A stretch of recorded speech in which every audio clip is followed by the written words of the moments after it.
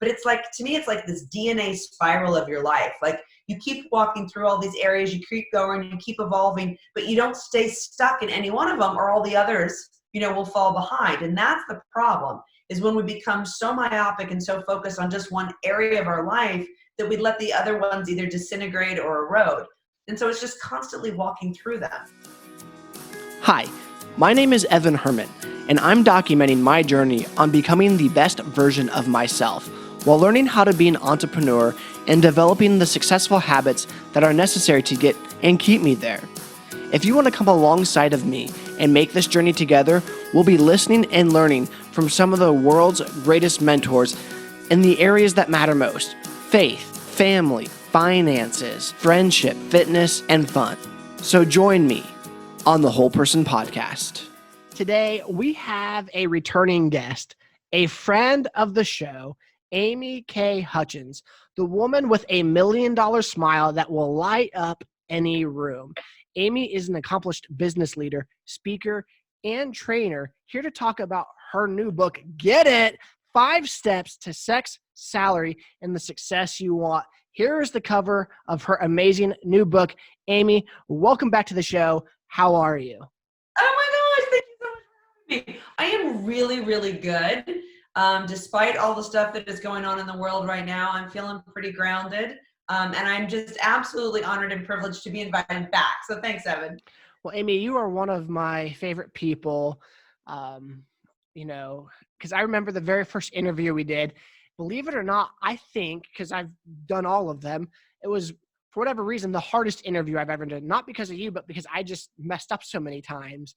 And you were so gracious through the entire process, and you were awesome. But in post, it edited out great, so we're good. I don't remember it being anything other than a really awesome conversation. So yeah, no, I messed up a lot, but in post we edited it out, and it turned out great. So, well, Amy, you're coming out with this book here, and it's getting ready to hit.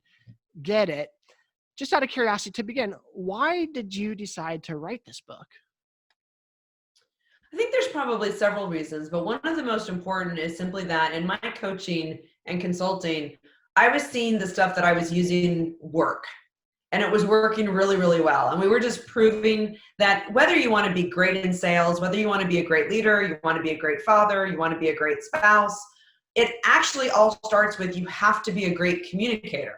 Now, it's not all that you have to be, but it's absolutely necessary, if not sufficient. But it is absolutely necessary to be an incredibly brilliant communicator. And so I've spent my whole career teaching people how to be master communicators, but I never felt like there was like one distilled place to go to be like, oh my God, this would be like the fundamental book for being a great communicator. And so that's really kind of the impetus. Was one day I was coaching a gentleman, and he's like, hey, I used that phrase that you taught me. I was like, okay, how did it go? He's like, I'm having the best relationship I've ever had. And I was like, okay, so it works. It works personally and professionally. That's awesome.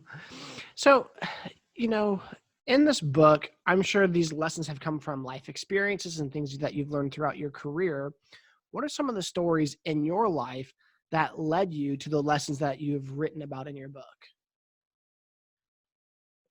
My story is not being the, hey, I arrived and had it all figured out. My story is a lot more of, I was given this voice box with no instructions how to use it. And so like most lessons in life, Evan, the painful way is how I learned to become a good communicator, by saying things that I did regret, or having poor word choice, or thinking of the perfect thing to say like 6 hours too late. And so part of me just really sort of had a seminal moment in my late adulthood where it was sort of I don't know how to use my voice or to recognize the worth of my own voice. And until I figure that out, I can't get what I want. And so I had like a complete reset in my life of just valuing myself, and then valuing my voice and how to draw a boundary and how to speak up for myself. And there are some very vulnerable stories in the book of both my clients, but my own as well. I've never shared this, so this will be your first podcast. It's in the book, but the book is not out yet. You have an advanced copy. I have not shared the story that, I got fired when I was 13. and I got caught stealing, and I wasn't stealing, but the perception was that I was. And so I didn't even know how to use my voice to protect myself. And I think all of us could really benefit from using our voice and using it well. Mm. Your first chapter in the book is about clarifying your real want. And I don't know about you or even some of our listeners, but I feel like that is something that I have struggled with much of my life. Some days I want money, some days I want financial freedom, some days I just want peace. Some days I just want to be a public speaker, an author, a trainer. How do you go about finding the real desires of your heart? We've proven, unfortunately, from celebrities to non-celebrities, that you think you want something, you work really, really hard to get it, you do get it, and you still feel empty or unfulfilled, or it doesn't bring you as much happiness as you thought. And so a lot of times what I'll ask my clients is, if you're not happy here, what makes you think you're going to be happy over there? And so what we really work on are the feelings in the present. So a lot of my coaching clients are like, well, exactly like what you said, Evan, I want financial freedom. And it's sort of like, it's important to feel free before you can actually have profitability in your life. You must feel free now before you'll even generate profitability, because you come at it from a sense of desperation, which just repels it. And so it's really taking a look at what drives you. So a lot of my clients are successful. I'm not going to, kid you. They're successful, but they're only successful in certain parts of their life. So they're either their businesses are wildly successful, or they have a brilliant marriage, but not always together. Or a lot of my successful CEOs have terrible relationships with their kids. And so we really start to peel back the layer to say, let's get rid of all the noise. First, how do you define success for you? Not on the world, not comparison, not on Instagram, not on Facebook, not on somebody else's, time and energy, but how do you define success? And then from there we say, and how do you really want to feel? And then what's going to get you what it is to feel that way? And what's fascinating is that by the end of the exercise, almost, I don't want to be misquoted, but I'll say almost 90% of my clients will be like, this is so not where I expected to end up. And yet it's so truthful, raw, and honest. It completely resonates. Like the exercise ends up being worth its weight in gold. Right. You mentioned something very key, which I like to call obviously the podcast, the Whole Person podcast, with you're saying, you can be strong in one area of life, but completely weak at another. How do you start becoming a whole person in multiple areas? Because there's almost this tug of war in between the roles that you're playing. How can you be all things to, or well-rounded enough as a whole person in all those areas of life? Well, I think you have to give yourself grace that you're going to shift and reprioritize. I mean, I think one of the biggest myths that we've been sold is that there's this idea of balance. Like, you'll have it all figured out all at the same time. It's just not how the world works. And I think the more that we try to have balance, the more unbalanced and stressed out we get, because we realize it's unattainable. But you can have pockets of your life that you rotate and move through. So right now, I mean, in all fairness, right now, Evan, you're not with your kids. You're not being a dad, but you don't have to, because your children are napping. So now you get to be a professional. You get to be this brilliant podcaster. And so whether it's a day, a week, a month, or a year, give yourself grace to walk through these different areas of your life, and you're going to be constantly tweaking and refining. But it's like, to me, it's like this DNA spiral of your life. Like, you keep walking through all these areas, you keep going, you keep evolving, but you don't stay stuck in any one of them, or all the others, will fall behind. And that's the problem, is when we become so myopic and so focused on just one area of our life that we let the other ones either disintegrate or erode. And so it's just constantly walking through them. That's really, really good. So here's the next question regarding that. How does someone go about creating space to find their real want, and then space or creating the environment to go after it? Well, I work with a lot of go-getters. I work with a lot of influencers. And so I encourage them to schedule alone time and actually make a date with me, myself, and I. And a lot of them feel like that's extraordinarily selfish. It's not. It's actually one of the most generous things that you can do, because when you take care of yourself, you are better able to give to others. Full stop. You cannot give if you don't have anything to give. If your bucket is empty, if you are depressed, if you are unclear, if you are clouded in your story about who you are and what you're doing, then you don't serve. And so one of the things that I say is that you need to take care of you. And that can start with, who am I? What is my story? What are my drivers? What do I want? Where are my weaknesses? And if I'm really honest, where do I need to ask for help from other people so that I can be more successful? And again, I didn't learn this overnight. I was the kid that was like, I don't need your help. I don't need you. I'll figure it out on my own, And then finally, like one day you wake up and you're like, dude, that's not smart. There are really smart people out there who would love to help me because it makes us feel good to help others. And so it was like, well, then I'm asking for help. I'm raising my hand. And so I think that it is just starting by saying, do I even know who I am? Do I even know what I really want? Do I even have a vision for my life?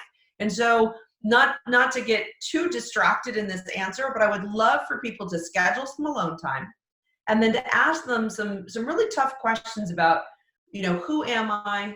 What drives me?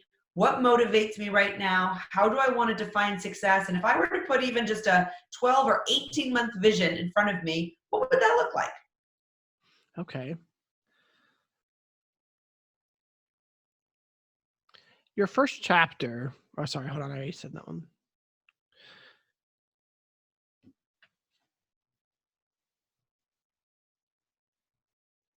Okay. You talk about how to have better and more frequent belly button time sex. So here's my question that almost every guy wants to know. How do you create that connection that you're talking about in your book to enhance your love life? So I think it starts with connection and intimacy. And so one of the things that we often do is like, we'll show up at the end of a really stressful day and we'll be like, okay, now we're just supposed to like be magically romantic, but everything that we've done all day has nothing to do with romance. And so a really great sex life starts outside the bedroom. And it starts with that touch, that sweet nothing, the flirty text. You're building sexual tension throughout the day to say, I see you in this way. And the way that I see you is exclusive to you. That we have that bond that nobody else in the world has. But you can't just show up and expect a roaring fire at 11 o'clock at night if you're not willing to find the match, light the flame, get the kindling going. And so that doesn't mean that you can't have impromptu hot sex. Absolutely you can.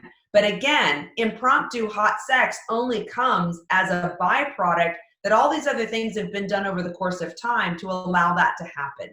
And so I tell men and women, if you really want a hot sex life, and I'm serious about this, and that's important in a relationship, no matter whether you're 25 or 55, that you really need to take the time to do all the romantic flirting up here, because the strongest sexual organ that you have is the mind. Right. I really like how you phrased that you need to build, now I'm blanking on the word, sexual tension, right? Yeah. Or no? Number one. Yes. And so it's funny because my wife and I were having this conversation a few weeks ago, and I was just casually asking, like, hey, what are some ways that you would feel like we could increase our love life? Not saying that it's bad or decreased. As a guy, I just prefer more in general. And I was really dumbfounded by her answer. And I had to own what she was saying too. She talked about how, I'm not as cuddly as I was. I tend to be more irritable. Don't want to be touched. And, she talked about doing these small things to, in a sense, build that foundation, to build that tension that made it more desirable. And part of me just wanted to be like, oh, you know, but the growth side of me is like, all right, so I have to own my shortcomings and be more affectionate, be more touching, and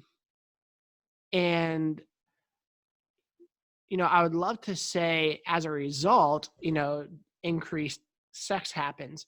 We're currently going through pregnancy and some stuff. So believe it or not, like sex is kind of off the table for a while just for protection of the baby. However, I've noticed other things that it's benefited in my marriage. I've noticed there's a lot more open communication, a lot more understanding and quick forgiveness. And here's what's crazy, Amy. More grace has been extended on both of our parts. Now that there's, more physical touch, more communication. And You're so, connected. right. So that's the irony, is that what you've done, and this is going to be a gorgeous gift for you too. Really into it's going to be a gorgeous gift because you're not allowed to be sexually intimate right now because of some of the medical situations of this particular pregnancy. What you're doing is you're finding ways to connect that are significantly meaningful to the both of you, that are allowing you to talk and to have that silent communication through touch. And so this is really important. And so when I talk to couples, you're already doing some of the things that so beautifully work, Evan, and it will, trust me, it will reward you.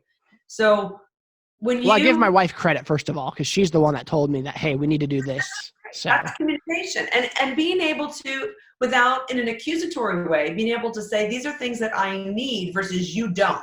So it's kind of like, Evan, I need the cuddle and I need the touch. It's a very healthy way of saying, that my needs are not being met versus you are wrong or you are bad, which is not true because you aren't. It's just that sometimes we fall into bad habits. Sometimes we fall into personality quirks that take over or different phases of our lives. But here's where I think it's so important for your listeners to have hope. And that today, for example, Evan, here's a great practical example. Just send her a text message that's authentically you, but that praises her for something, whether it's something like, you look beautiful today in your blue sweater, it reminds me of your eyes, or that time we went to, or I can't stop thinking about that great date that we had a couple weeks ago, or I love how you take care of our children with a smile on your face, or I love that you're so optimistic. But when you send an affirming and appreciative text message, that's flirting. That's actually saying that I love you, I'm recognizing you, and I took the time to prioritize you. It takes less than 60 seconds, and it will light her up. You will be amazed at the sweet nothings, the kisses, the touch that you get out of her tonight. Even in a moment where you can't necessarily be sexually intimate, you can still be physically, emotionally, mentally, and spiritually intimate, and that leads to a much better relationship and a healthier sex life.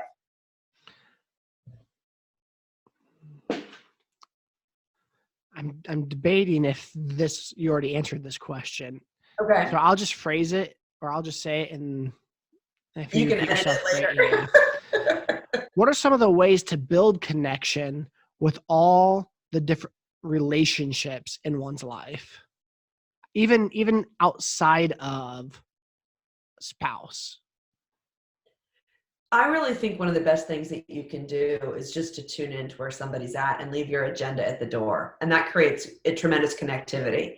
So if you're sitting down with your kids, instead of saying like, how was your day? And how, and being so specific, sitting down with a kid, that's 9, 10, 11, 18 years old and say, what's on your mind? And it makes it about them. So I'm leaving my agenda at the door and I'm saying, tell me what's going on with you. And you just listen.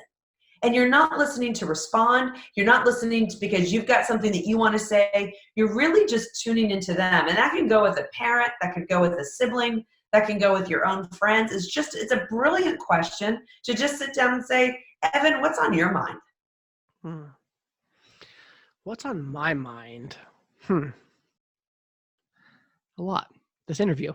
Well, let me ask you this, because in connecting with others and building rapport and relationship,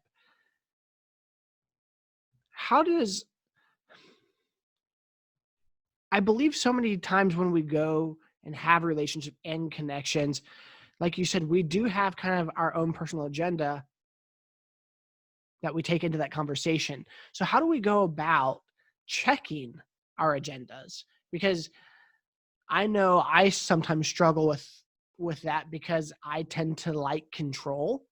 And so how does one actually go about checking their own agenda? Well, I think that first of all, you have to ask yourself, what's the significance of this conversation? Why am I doing it? Not like why isn't bad, but what are the thoughts behind it? What's the story that I have about why I want this? So for instance, I've got a call this afternoon with a bunch of my girlfriends. We're going to do the Zoom thing. And so again, it's what's this for? Well, it's for connectivity.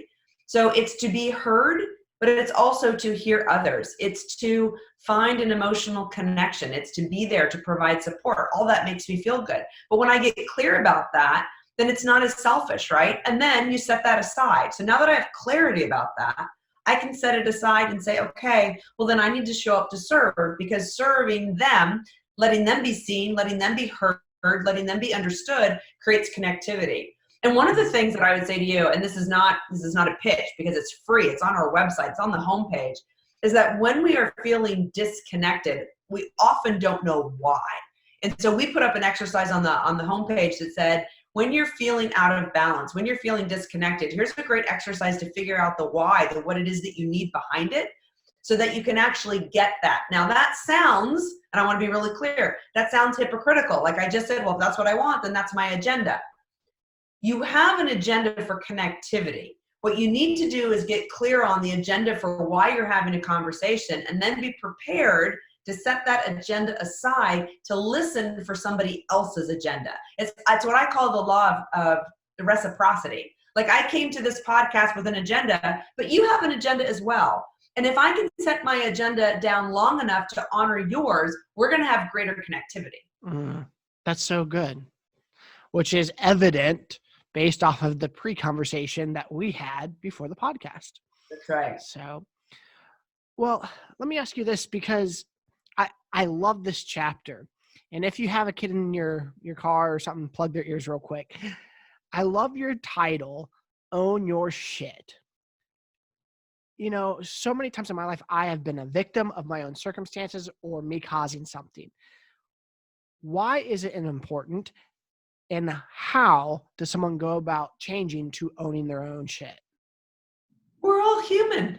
I mean, I laugh. I'm a master communicator. And then people are like, well, do you ever say anything stupid? All the time. I mean, are people like, do you ever have a conversation that you want to go back and redo? Yes. Now, it happens fewer and fewer and fewer over the years, because I have all these tools. But the other night is a great example. I'll be vulnerable. So the other night I used a word and I was just venting, but it was a trigger word for the person that I was talking to. And then all of a sudden he was like repeating my word over and over again because I realized I'd hurt his feelings.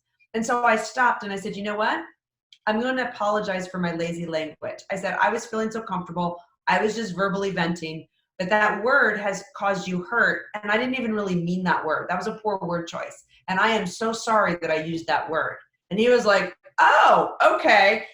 When you own it, when you are willing to de-stink your own shit, things get better fast. When you try to just dismiss it and act like, oh no, I have it all figured out, and oh no, I meant it, or I didn't make a mistake, things just spiral, and they spiral in the wrong direction. So in that chapter, I give a lot of great tools on how more specifically to do it than just an apology. And I even say in the book, it doesn't always warrant an apology. So for instance, if I said to you, and I'm just making stuff up, Evan, right. If I said to you, like, we had a meeting today at 4:00 and you showed up at, let's say, 4:10, I don't know whether you always need to apologize. Now, if you kept like 40 people waiting, I would encourage you to lead with, thanks for your patience. Thanks for waiting. It means a lot to me. I'm double duty today as dad in this because the kids are at home. Everybody understands that. And then you could say, then, and only then could you say, and I apologize. That's very different than leading with an apology of, oh, I'm so sorry, I'm so sorry, I'm so sorry. It's a whole different way of communicating. Because one feels more authentic and human, and then the other one just feels like, yeah, I don't care. Let's apologize and move on. So I think that like with the first one, where I'm saying is, let's say I'm the one that's late. Yeah. If I showed up and I said, hey, Evan, I so appreciate your patience. I so appreciate your willingness to stick around. It's been a really rough day. Like you, I'm doing the homeschooling thing and the blah, blah, blah, blah. You're going to have a lot more empathy for me. And by the way, my apology will come across far more sincere if I just don't lead with it. And then I say, I'm really sorry. Then you're like, oh, no, my God, I totally get it, right? I totally get it. If I just come across and like, I'm sorry, and then I dive in, it just seems less sincere. Right. That is such a good lesson. I'm putting that in the memory bank there. Yeah, good. Well, Amy, thank you so much for coming on our show today. You know, the friend that you've been to me and to the show. I'm so excited about your book. Share your website where people can go get that tool that you were talking about real quick. Yeah, it's super easy. It's only 4 letters. It's Amy K, AMYK, my first name, amyk.com. And then your book, Get It, comes out April 28th. Where do you want people to purchase it? Amazon. And this isn't even a big ask. So the hardcover is available, the paperback, the Audible, but the ebook, so you can download it, whatever you use. The ebook will be available for only 99 cents. So we're going to do a big splash on April 28th. So if you really want the book, that's the day to buy it, April 28th for 99 cents. Awesome. So Get It, this awesome book, on April 28th for 99 cents will be an ebook. And then one of the things is that I want you guys to immediately, because this is going to help Amy, leave a review. You know, just look at it, read a few things. If you like it, write a review about it as you're diving in through the whole book, because what will happen is the more reviews she gets quicker, then she can get on the Amazon's best sellers list, which obviously we want Amy to do. So do that. Thank you. And really, truly, write an honest review. Just write an honest review. So that means the most to me. Awesome. Well, Amy, thank you so much for coming on the show today.